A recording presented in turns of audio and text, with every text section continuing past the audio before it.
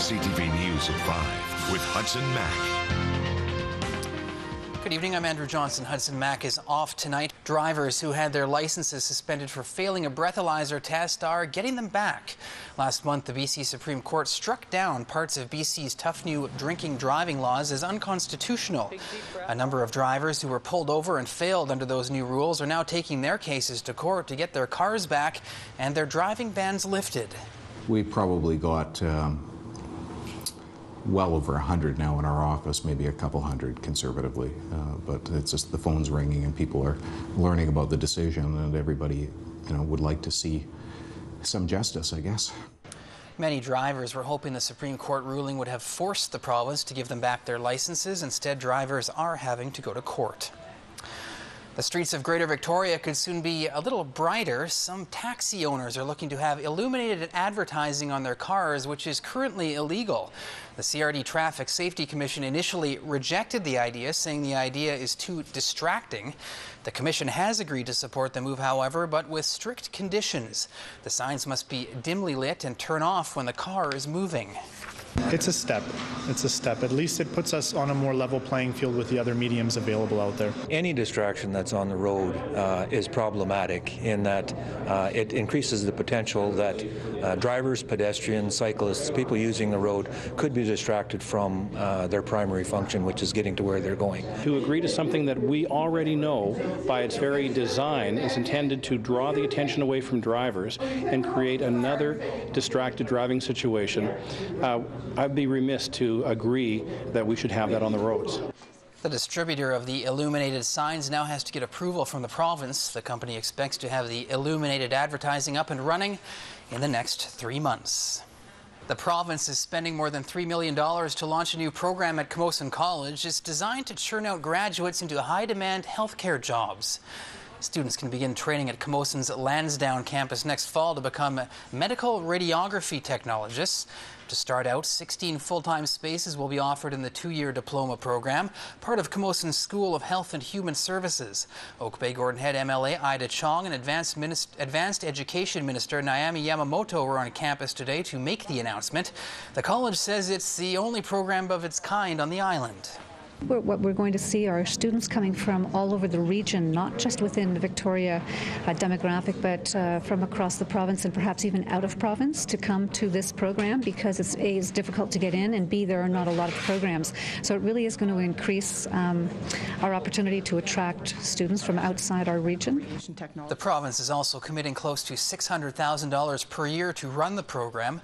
Medical radiography technologists use computer-generated images to diagnose everything from broken bones to heart, blood vessel, or brain abnormalities. The province is setting up a special task force to help lure more skilled workers to BC. The goal is to find more than one way to draw skilled immigrants to our region. Premier Christy Clark says skilled workers will be needed to help fill more than 1 million jobs that are expected to appear in the province over the next decade. She says a panel will review all of the province's current immigration programs and recommend ways to improve them. Federal NDP leadership candidate Brian Topp made a stop on the island on the eve of the BC NDP's 50th annual convention. The New Democrat leadership hopeful dropped in on Saanich South MLA LANA POPHAM to gain her endorsement this morning. The pair toured POPHAM's farm, discussing agricultural policies and local and national food policies. POPHAM says she'd like to see Topp on top.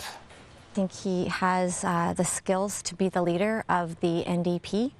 He's impressed me over the last year. I've worked with him personally. I've seen how he's got the leadership skills to bring people together. He's got the right mindset to engage Canadians. And he is also very supportive of national food policy, which is something that is dear to my heart. So I couldn't be more pleased to be endorsed today by LANA POPHAM. She's a great voice for rural Canada and for rural British Columbia. She has been a compelling advocate of local food policy and for national food policy. And it's time to put the two together. The leadership race is the result of the death of NDP leader Jack Layton, who led the party from 13 seats to become the official opposition in the last election. And NDP leadership hopeful Thomas Mulcair has scored a major endorsement from a Nobel Prize-winning expert on climate change. UVic climate scientist Andrew Weaver endorsed the Montreal MP in Vancouver today. The support comes as Mulcair unveils a new approach to combating climate change. The candidate is proposing a polluter pay type plan that targets all major sources of greenhouse gases.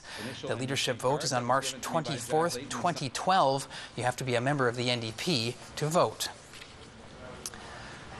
A Victoria coffee shop put its brew on hold this morning to help paint the perfect gift for seniors this holiday.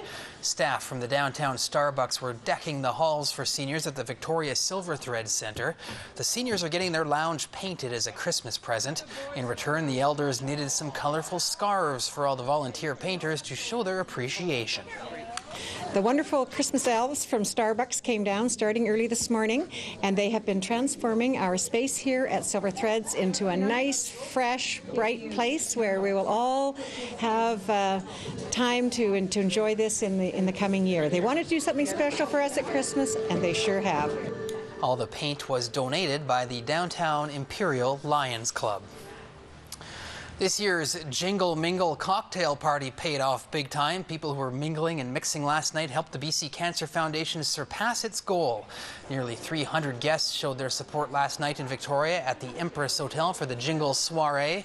More than $500,000 was raised for cancer research for the BC Cancer Agency's Vancouver Island Centre. The initial goal was to raise $200,000. The money will go toward purchasing a state-of-the-art microscope that will help scientists move forward with cancer research. An update now on the Blue Bridge project in downtown Victoria. The city says it has been working with local company Ruskin Contracting, fine-tuning the plans to remove one of Victoria's most well-known landmarks, the rail portion of the Johnston Street Bridge. Crews from 4 subcontractors are being mobilized, and the city is expected to release a hard schedule on deconstruction work tomorrow. The city says that will detail project objectives and timelines for pre-construction of the new bridge over the next 4 months. One is the relocation of TELUS utility lines that line the harbour bed, and the second is the deconstruction of the rail bridge behind us. And so they are scheduling that around fisheries windows in terms of when you can do marine work and how they can best deliver that contract by the end of March. So in terms of what the public will see, they will start to see very visible construction activity down here at the Johnston Street Bridge over the next 4 months and as early as next week.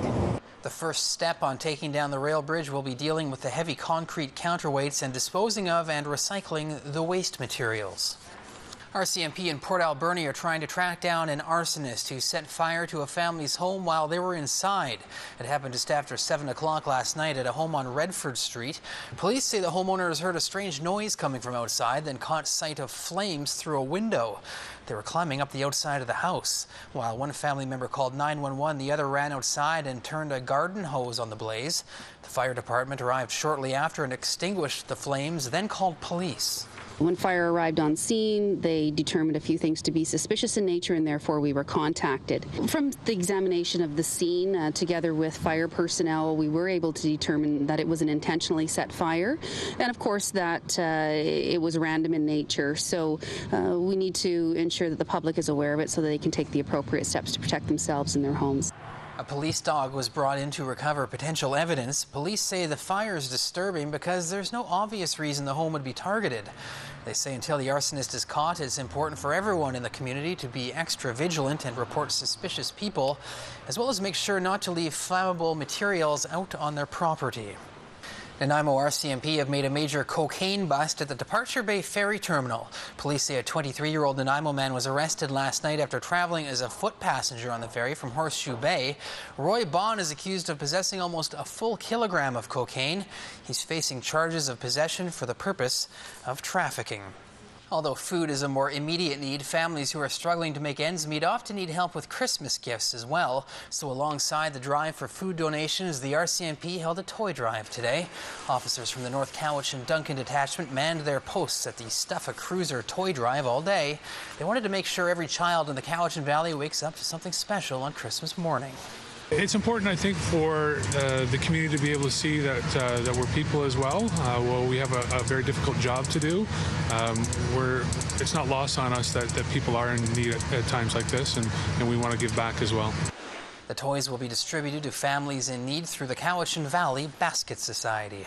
A Port Alberni neighborhood went to the bears yesterday. People on 10th Avenue couldn't believe their eyes when they went outside in the morning. A family of bears had taken up residence in a tree. The 3 bears climbed up sometime in the early morning hours and made themselves comfortable. They attracted a crowd throughout the day. Word traveled fast through the Alberni Valley that there was something unusual going on at 10th and Bruce. There was a mother bear with 2 cubs, and they went up in a tree, and I didn't even notice it when I came. I went swimming in the morning. I came home. I walked right by, and I didn't even notice it. And then I went online and I went on Facebook, and they're talking about it. So I came outside and had a look and saw the bears, and then more and more vehicles were coming up all day, and some people were coming through here, coming down the alley, checking it out.